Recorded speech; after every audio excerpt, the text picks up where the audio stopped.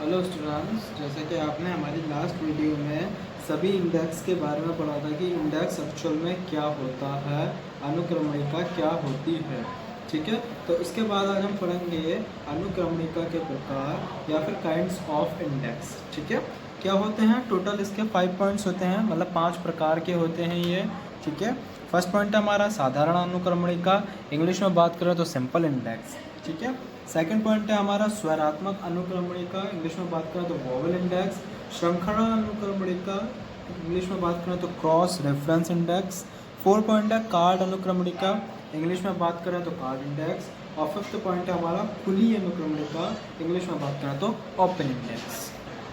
तो टोटल आपके 5 इंडेक्सिंग के टाइप्स हैं, उसके काइंड्स हैं। ठीक है, वीडियो को पॉज करके पांचों के बारे में लिख लेना, बहुत मोस्ट इम्पोर्टेंट हैं। और मैं पांचों को इसी वीडियो में या उससे अगली वीडियो में पांचों हमारे इंडेक्स डिफाइन हो जाएंगे। ठीक है, तो सबसे पहले आज हम पढ़ेंगे हमारा साधारण अनुक्रमणिका। मैं आपको बता दूं पहले इनमें से क्या क्या चांसेस रहते हैं। मोस्ट इम्पोर्टेंट जो होते हैं वो होते हैं हमारे सबसे ज़्यादा श्रृंखला और कार्ड अनुक्रमणिका, जिसके चांसेस रहते हैं 80% आने के। ठीक है, बात करूँ साधारण या स्वरात्मक में तो इसके टोटल परसेंट होते हैं 90%, मतलब 19% चांसेस होते हैं इसके आने के। और खुली अनुक्रमणिका इसके होते हैं हमारे 1% चांस। ठीक है, लेकिन हम सब चीज़ें पढ़ेंगे, 1% से मतलब नहीं है, 18%, 19% से मतलब नहीं, 80% से मतलब नहीं, मतलब हमें कॉन्सेप्ट समझने से। ठीक है, सबसे पहले बात करते हैं साधारण अनुक्रमणिका क्या होती है या फिर सिंगल इंडेक्स क्या होता है, डिफाइन सिंपल इंडेक्स। समझ लेना कि यह पुराने ढंग की एक सरल अनुक्रमणिका है। इसके लिए एक जिल्दबंदी पुस्तक का प्रयोग किया जाता है, जिसमें हिंदी में सूची बनाने के लिए 36 एवं अंग्रेजी में पुस्तक बनाने के लिए 24 पृष्ठ छोड़े जाते हैं। सूची के प्रत्येक पृष्ठ पर वर्णमाला का एक अक्षर लिखा होता है।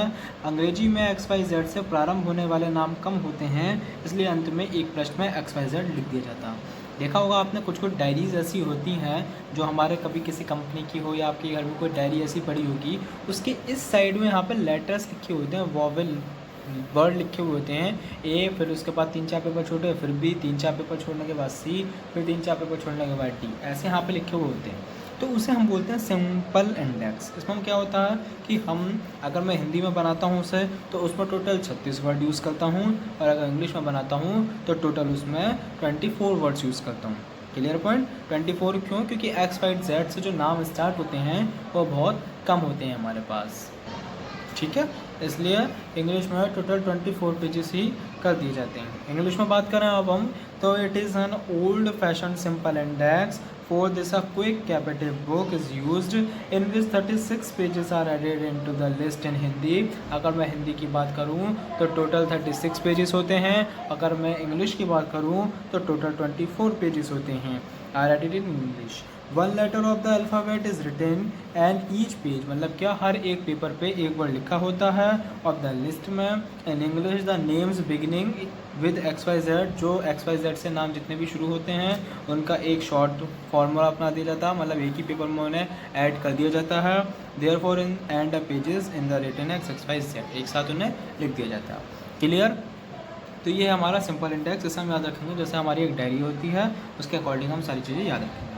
अब आ जाते हैं इसके गुण और दोष पे, मेरिट्स और डिमेरिट्स क्या होते हैं। मेरिट्स की बात करें तो फर्स्ट पॉइंट है हमारा सरल, बहुत ईजिली है, बहुत आसानी से दिख जाती है। सेकंड पॉइंट की बात करें मितव्ययता या फिर एश्योरिटी, बहुत सस्ती में डायरी सस्ती से मिल जाती है। थर्ड पॉइंट की बात करें समय की बचत, तो बहुत समय की कम बचत करती है। क्यों? क्योंकि जो भी ए निकालना तो ए में डाल दिया, बी निकालना तो बी में डाल दिया। 4 पॉइंट है वहनीयता या फिर अफोर्डेबिलिटी, बहुत हर चीज़ों को वहन कर लेती है। फिफ्थ उपयुक्तता, सब चीज़ों के लिए सूटेबल है ये। ठीक है, अब भाई जिस जिसके गुण होते हैं उसके दोष भी होते हैं। ठीक, दोष की बात करें तो लोच का अभाव या फिर लैक ऑफ इलास्टिसिटी, ये हर चीज़ में यूज़ नहीं कर सकते हम। सेकंड पॉइंट है सीमित उपयोग या फिर लिमिटेड यूज़, एक बहुत कम पेजेस होने की वजह से इसमें हम बहुत लिमिटेड यूज़ कर सकते हैं। थर्ड पॉइंट है आपका सीमित क्षेत्र या फिर लिमिटेड स्कोप, इसका क्षेत्र जो होता है वो बहुत कम है, आजकल के ज़्यादातर लोग यूज़ नहीं करते। जो बहुत छोटे मिडिल मैन के व्यापारी होते हैं या ट्रेडर होते हैं, बिजनेसमैन होते हैं, वो लोग भले यूज़ करना। 4 पॉइंट है आपका हाथ से प्रविष्टि या फिर मैनुअल एंट्री, इसमें जो भी काम होता है वो हाथ से करा जाता है, मतलब क्या सभी काम हाथ से लिखे जाते हैं। ठीक है, तो ये आपके मेरिट्स भी होगा और यही आपके यहाँ पे इसके बराबर में आपके डिमेरिट्स होगा। मेरिट्स हैं, डिमेरिट्स सी है। क्लियर। अब एक पॉइंट सिंपल इंडेक्स के बाद अब हम पढ़ेंगे वोवेल इंडेक्स, इसे हम कैसे समझेंगे उन्हें समझना अच्छे से, ठीक है। तो टॉपिक है आपका वोवेल इंडेक्स, ठीक है। हिंदी में बात करें तो स्वरात्मक अनुक्रमणिका क्या होती है, इसे हम अब डिफाइन करेंगे कि स्वरात्मक अनुक्रमणिका क्या होती है। देखो स्वर मतलब जो वोवेल होते हैं उनसे कोई भी नाम जो शुरू होते हैं उसे हम बोलते हैं स्वरात्मक, ठीक है। कैसा, अब इसे समझना पहले मैं अपनी लैंग्वेज में समझाऊंगा, फिर इसके बाद थोड़ा सा याद रख लेंगे, ठीक है। ठीक है, समझने के हिसाब से याद रखेंगे कि जैसे मैंने बाई चांस यहाँ पर 4 नाम दे दिए, मैं इनसे लेटर रिसीव करता हूँ, ठीक है। अब मैं ये देखूँगा कि क्या कि भाई ये भी ऐसे है, ये भी ऐसे, ये भी ऐसे और ये भी ऐसे, ठीक। तो क्या करूँगा, कैसे रखूँगा, वोवेल के अकॉर्डिंग रखूँगा, क्या कि ए चारों में है तो ये तो भाई किस में पहुँच गए, ए के खाने में पहुँच गए, लेकिन कैसे रखूँगा, कौन सा लेटर ऊपर कौन सा लेटर नीचे, ठीक है। अब देखो एम पहले आता है, एन पहले आता है, बी पहले आता है, ए पहले आता है सेकंड वर्ड में, तो ए पहले आता है तो सबसे ऊपर लेटर किसका रख दिया गया, आयुष का, ठीक। अब ये आयुष कट गया, यहाँ पे कट, बचे 3 लेटर। अब यहाँ पे अमित, अनुज और अब है, अब एम भी नहीं आएगा पहले, एन भी नहीं आएगा, बी आएगा, उसके नीचे लिख दिया फिर अब है, उसके नीचे लिख दिया अमित, क्योंकि तीसरे नंबर पर अमित आएगा और चौथे नंबर पर अनुज आएगा, चौथे नंबर पर क्या आ गया, अनुज। ये 4 नाम आ गए, ये होता है हमारा वोवेल, ठीक है। तो अब समझना थ्योरी क्या बोलती है हमारी कि वर्ण अक्षरों के स्वर के आधार पर बनाई गई अनुक्रमणिका को स्वरात्मक अनुक्रमणिका कहते हैं, कि जैसे जैसे स्वर निकलेंगे वैसे वैसे हमारे लेटर रखे जाएंगे। Character an index created based on the vowel of the letters is called a vowel index, ठीक है। ये भी सेम ऐसी, इसके भी गुण और दोष हैं। भाई गुण की बात करें तो गुण हमारी बहुत सरल विधि है, इसमें ज़्यादा कोई दिक्कत नहीं होती, समय व श्रम की बचत होती है, इसका क्षेत्र बहुत आगे तक फैला हुआ है क्योंकि बहुत से व्यापारी, बड़े व्यापारी भी यही यूज़ करते हैं। 4 पॉइंट आपका लोचदार इलास्टिक, बहुत लोचदार प्रणाली है, ठीक। दोष की बात करें तो नुकसान भी है। सबसे पहले क्या, जटिल प्रणाली, बहुत दिमाग लगाना पड़ता है इस प्रणाली में, टाइम चाहिए, लेबर चाहिए ज़्यादा।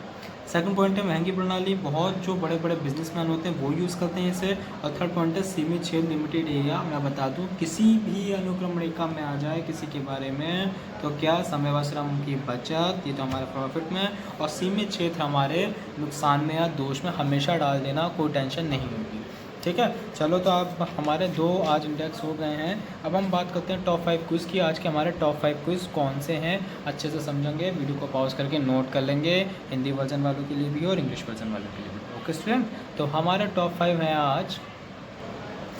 फर्स्ट पॉइंट है आपका, first question 46, for bank reconciliation statement is prepared by, या फिर हिंदी में बात करूँ बैंक समाधान विवरण द्वारा बनाया जाता है। किसके द्वारा बनाया जाता है, देखो बैंक की बात कर रहा हूँ मैं, तो कौन बनाएगा, जिसका बैंक में खाता होगा। कौन बनाएगा, जिसका बैंक में खाता होगा वही BRS बैंक रिकन्सिलिएशन स्टेटमेंट बनाएगा। तो हमारा आंसर क्या हो गया, बैंक खाता धारक या फिर बैंक होल्डर जिसका बैंक में खाता होगा।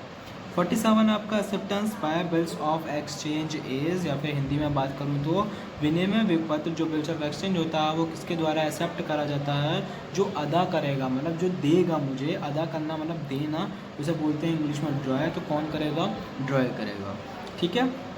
48 है आपका, there are sided in promissory note, या फिर प्रतिज्ञा पत्र में कितने पक्षकार होते हैं, ठीक है। मैंने एक पीछे क्वेश्चन हमने पढ़ा था तो उसमें था चेक में याद रखो, जब हम चेक करेंगे तो हम 3 करेंगे, लेकिन जब हम प्रॉमिस करेंगे तो प्रॉमिस 2 लोगों के बीच में होता है हमेशा, तीसरे में हम इन्वॉल्व नहीं करते।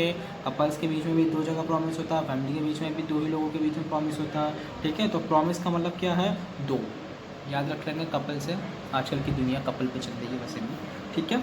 तो क्या कि 2 होते हैं, क्लियर पॉइंट। 49 की बात करें, 49 है आपका, who is written by promissory note, मतलब क्या, जो प्रॉमिसरी नोट है उसे कौन लिखता है, ठीक है। या फिर मैं बात करूं कि प्रतिज्ञा पत्र पक्ष या पत्र किसके द्वारा लिखा जाता है, देने वाला। देखो भाई याद रखो हमेशा कि प्रॉमिस कितने बीच में लोगों के बीच में होगा, 2 लोगों के बीच में। प्रॉमिस कौन क्या करेंगे, देंगे। प्रॉमिस क्या करेंगे, देंगे, मतलब क्या, डेटर्स में या फिर देनदार में, क्लियर पॉइंट। लास्ट क्वेश्चन है आपका, क्वेश्चन नंबर 50, कि uses of absent card is, मतलब क्या कि अब्सेंट कार्ड का यूज़ कहाँ किया जाता है। टोटल 50 आपका इस स्क्रीन पे आ गया है, देख लीजिएगा आप, ठीक है। तो uses of absent card is या फिर अनुपस्थित कार्ड का प्रयोग किया जाता है। जब हमने पीछे एब्सेंट कार्ड पढ़ा था तो हम किस में यूज़ करेंगे, हमने क्या नहीं पढ़ा था, हमने चेस्ट फाइल नहीं पढ़ा, फोल्डर फाइल पढ़ा था, लेकिन उसमें एब्सेंट कार्ड हम यूज़ नहीं करते। वर्टिकल फाइल पढ़ा था, इसमें एब्सेंट कार्ड हम यूज़ करते हैं। याद रखो, मतलब किस फाइल में यूज़ करेंगे हम, खड़ी फाइल में। आपका आंसर क्या आ जाएगा, वर्टिकल फाइल या खड़ी फाइल। क्लियर। तो होप सो सभी को क्वेश्चन समझ में आ गया हूँ। वीडियो को पॉज करके क्वेश्चनों को नोट कर लेना, बहुत मोस्ट इंपॉर्टेंट क्वेश्चन है, हिंदी वर्जन वाले भी और इंग्लिश वर्जन वाले भी। और किसी को कोई दिक्कत हो तो मुझसे PDF अरेंज कर लेना, और किसी को और भी कोई दिक्कत हो तो भैया मुझे कमेंट बॉक्स में मैसेज कर देना, और हो सके तो वीडियो को लाइक भी कर देना, और हो सके भी चैनल को सब्सक्राइब कर देना। Okay students.